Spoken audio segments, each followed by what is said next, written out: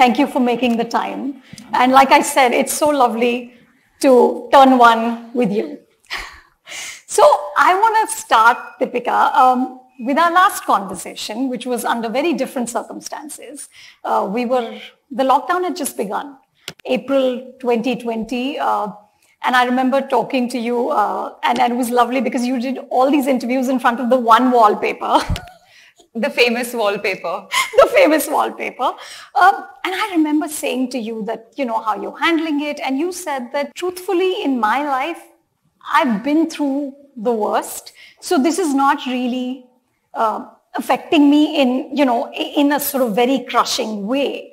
But that was early days. It's been sort of 15 months since then. Have you changed fundamentally in this time as an artist or as a person? Oh, 100%. Really? And how? Yes, because I think lockdown 1 was very, very different. I think it was all of us trying to figure what had come upon us and trying to understand how to sort of navigate our lives around this new sort of way of living. But lockdown 2 was very different because everyone in my family, including me, had COVID at the same time. But more than COVID itself, and of course it's not to say that, I remember us talking about the kind of content people were putting out at that time and whether it was insensitive. And I don't think anyone could make sense of what was going on at that time because I think every single person, not just in India but around the world, were trying to grapple with what was happening and how to navigate this. And, but I think definitely for me, COVID itself, of course, there's two parts to it. There's having had the experience and also then life around it. And I think life after COVID changed for me because just physically, I was unrecognizable. Really? Yes, completely. And I think the medication that I was given and the steroids that I was put on.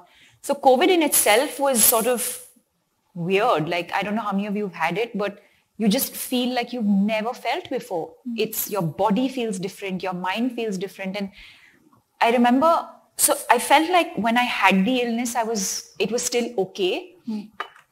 But it was the time after that. And I needed to take 2 months off from work because my mind wasn't working.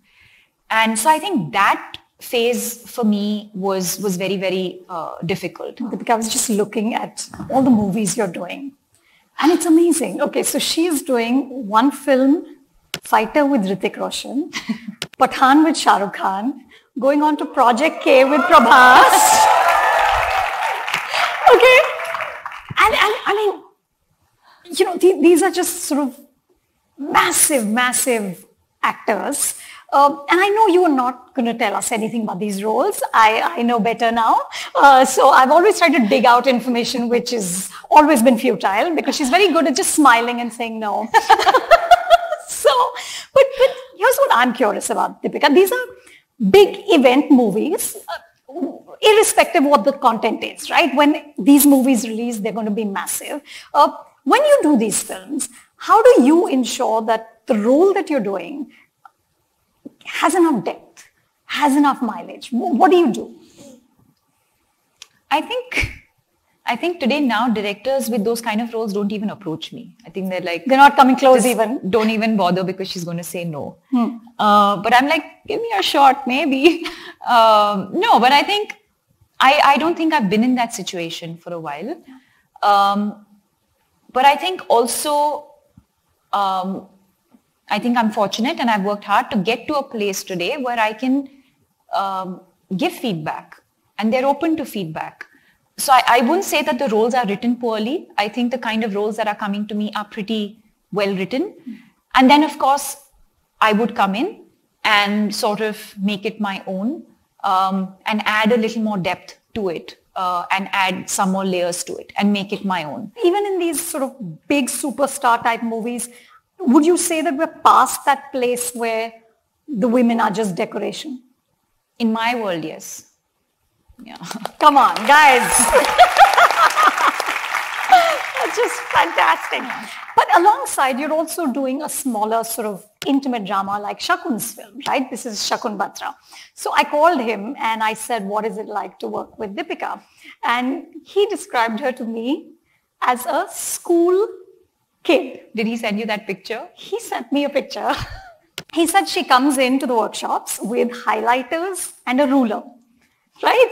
Okay, and then she highlights in different colors the dialogue. So what is the division? Is it color for mood or? It's color for character based on what I think the color represents which character.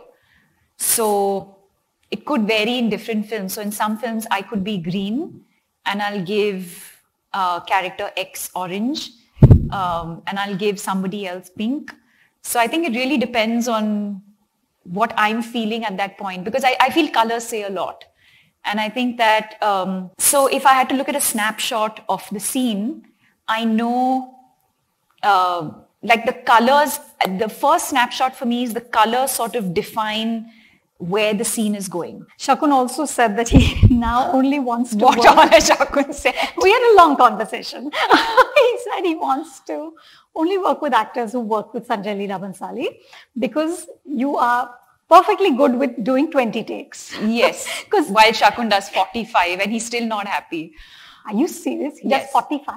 He's in denial, but we basically say, I've started saying to him now that it's actually the other way around. If you work with Shakun Batra, you can work on a Sanjay Leela Bhansali film because he's just not happy. He's just constantly, I mean, I'm just joking about the complaining part of it, but honestly, I love his process because it's exhausting. Of course, it's exhausting because literally from the time you reach set till the time you leave, actors are on their feet the whole time.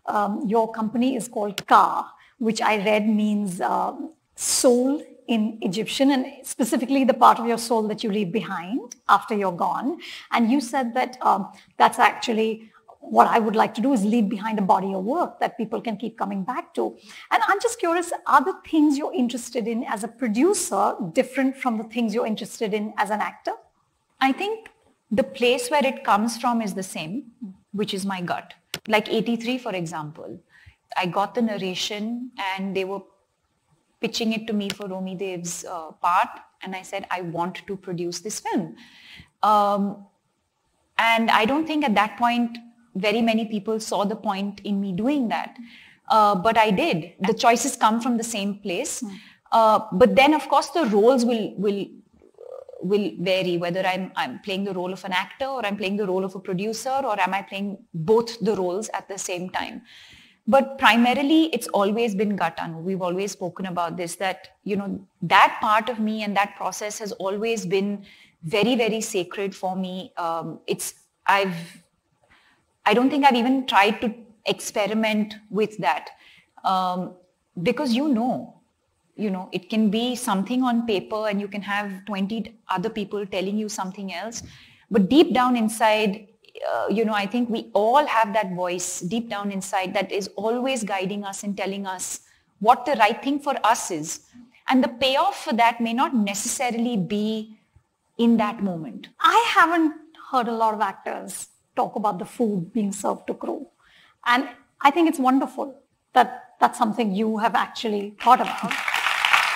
No, really. It is. And so that's one of the things he said to me, that you actually are extremely mindful of how people are being taken care of. It's very important. On the set. And that's, is that because you also have a sense that as one of the most powerful people on that set, you also set the tone? Very much, but I also think it's just about being sensitive to the people around you. They're as much a part of this process as we are. Yeah.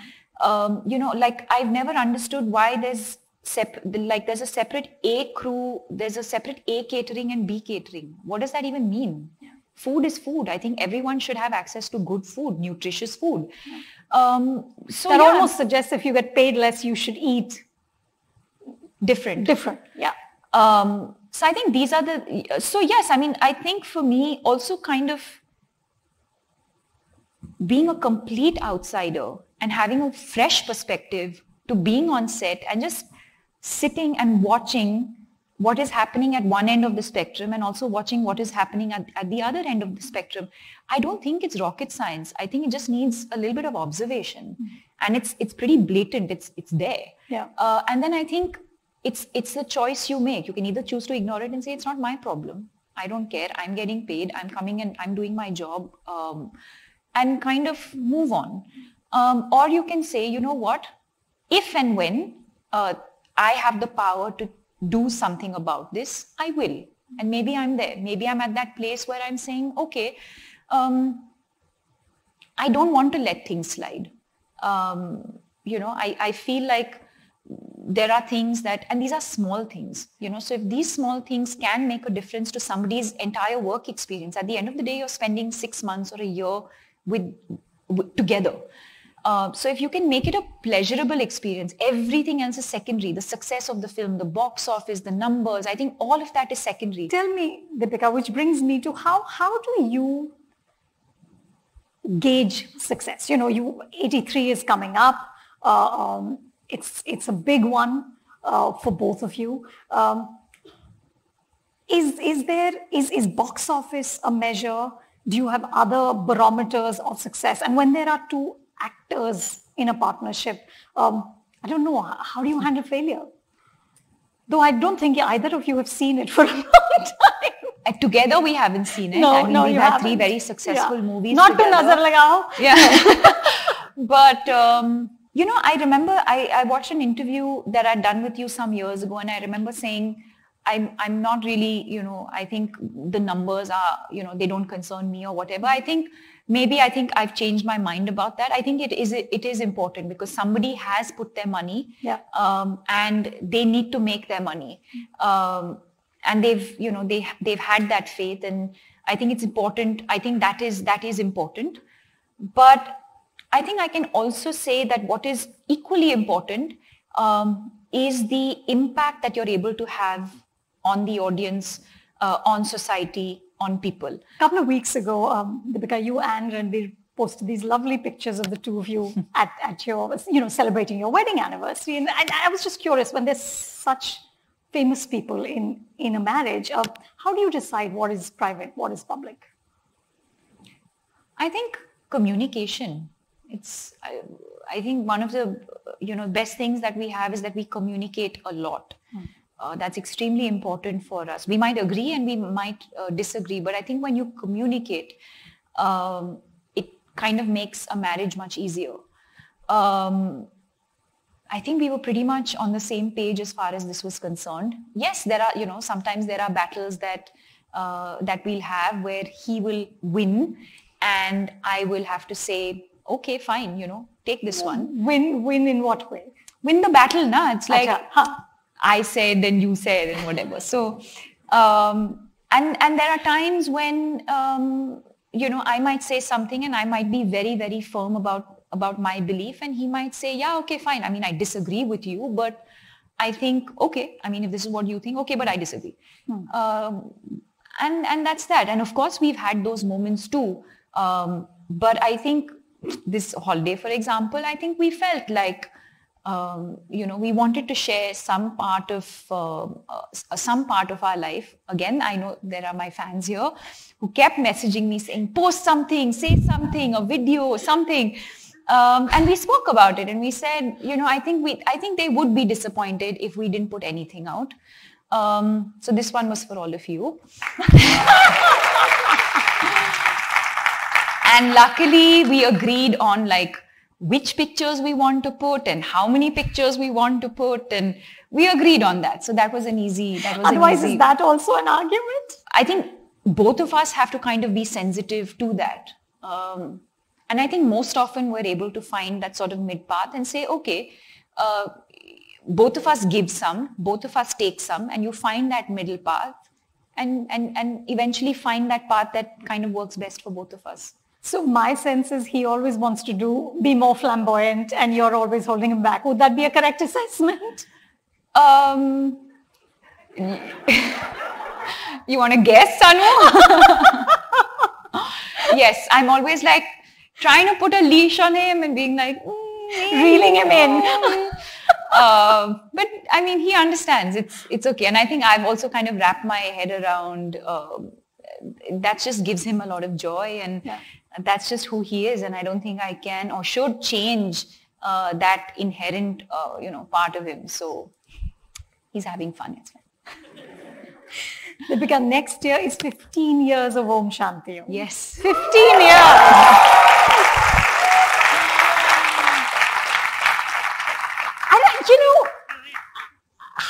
How does that make you feel? And what do you feel? Are you very different, Deepika, as an actor today than that girl? Oh, very much. I'm different as an actor. I'm different as a person. I've evolved. I hope I have. And I think that's how the journey ought to be. So, yes, I mean, today when I think about Om Shanti Om, I'm like, how did they even think that I was good for that movie? And, there are times when I'm like, oh my God, if I just knew everything that I knew today, I could have done that so differently. I could have done so much more. But I guess that is the journey, right? Yeah. If you don't have that, then where is the growth and where is the evolution? So, gosh, it doesn't even feel like 15 years. That's what I was going to say. It doesn't feel like 15 years at all. It just doesn't. Like every time there's like a film anniversary, and again, my fans keep reminding me, and I'm like, oh my God, it's been 6 years since Tamasha and 15 years since Om Shanti Om. And I don't think I don't do that very often. I don't think I do that very often. I also spoke to Nag Ashwin.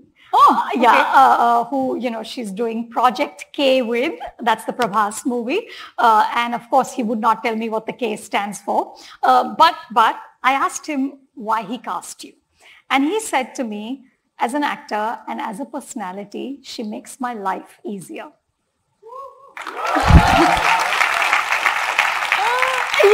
Oh my God. What a lovely compliment. That's it. I'm leaving. So I want to ask you, I know you said that you're going straight into it, right? Yes. It's you're going to shoot now. Yes. First film with Prabhas. How are you feeling? Is it exciting? Is it, what is your headspace right now? I have to say I'm nervous. Why? I'm nervous because I feel like, yes, I think when the camera rolls, it will feel like familiar territory, but I'm still I've not worked with Prabhas before. I haven't worked with Nagi before. I'm going to also have to do this in a different language, apart from doing it in Hindi. So there's all of these things. Plus, it's a VFX heavy film. There's a lot of VFX. So even just the character, the world, all of it is so new. Deepika, there are a few names in this bowl and we would like you to pick out questions for yourself.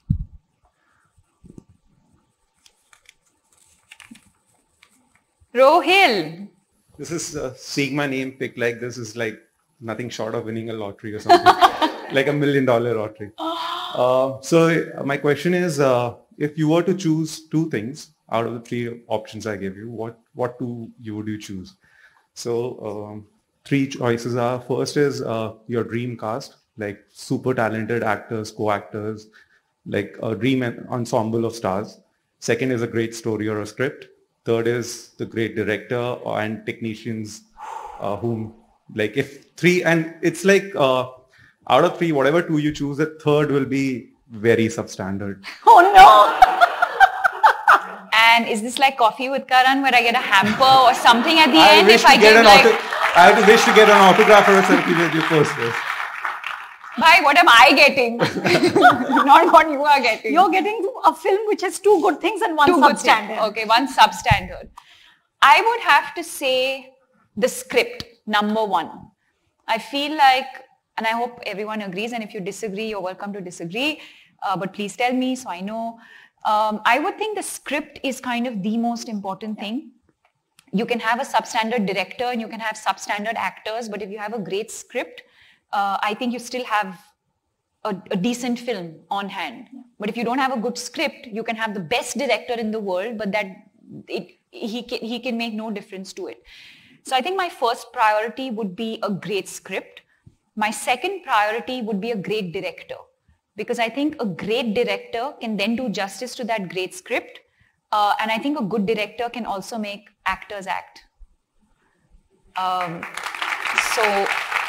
Right. So you'll fix the substandard problem. Yeah, and I've seen that. I've seen where where directors are actually able to bring out performances, draw performances from actors, or also be able to edit in a way where performances come out strong. So I think that would be kind of the least important thing. Is there anything that Deepika Padukone finds difficult to do even now?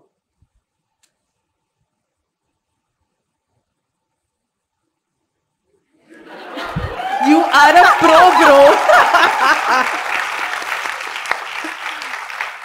Great actors born or are great actors made? So is it like in the genes or something, or it can be learned through practice and practice and practice? I would allow you all to answer that. I don't know. It's a tough one, no? I think a bit of both. I don't think people considered me a born actor. No. Yeah. So, see? No. Listen, we've had this conversation. You know what I'm saying. Anu still doesn't think I'm a good actor. That But she is still not keeps calling me back for front row. This is not true at all. But I think, yeah, it would be a bit of both. I think it's a little bit of both. I think that, I think it's a craft that you can kind of build on and keep learning. Oh, Happy birthday. Thank you so much. Cinema has been telling different kind of stories lately since like the past few years. So what kind of movies do you see yourself doing more of later? Like in terms of genres? I think the possibilities are endless today. Especially, I mean, when you see the kind of movies coming out from the South and the kind of stories that they tell you, it could be really anything. So I know there used to be a time when one had a wish list and said, I want to do a romantic movie. I want to do an action movie. But I think we're also pretty much beyond those genres now. Like even Shakun's film, for example, yes, it is a little bit of drama and a little bit of a love story and a little bit of, but it's so difficult to kind of put it in a box and say, here, this is what this movie is. Yeah. Would you ever play villain? Sure, why not? Yeah, of course. That'd be very cool. Of course. Wouldn't it? Yeah. I think it'd be fantastic. Like I mean, a really... I'd say even gone are those days, right? Where mainstream actors would shy away from doing. I mean, look at Ranveer, for example, when he did Khilji. Yeah. There were a lot of people saying, don't do it because, people will start. It was dark. It was dark. Yeah. And, but without any redeeming sort of features. Nothing. There's no, there's no kind of, exactly. There was no redemption. It's just, you're just bad. But I think for an actor like him to take up a role like that, or even when Shah Rukh did Indar, for example, I think these are some of those examples where all of those taboos kind of, certain things that actors are expected to do or not do, I think all of that is changing today. So of course, why not? That would be so exciting. Villain. A vamp. We got to see you do that. Sure. I think the audience today is able to differentiate and say, just because this person plays a bad role, a bad person on screen doesn't make them a bad person. So I think it's also the audience's evolution that allows actors today to make those choices. Yeah. No, the last mile is the audience. Correct. Absolutely. Yeah. They have the power. I'm Thank so you. happy that we all got to congregate. You're so gracious, and I don't know, guys. I just feel like we need to really just cherish these little moments we have.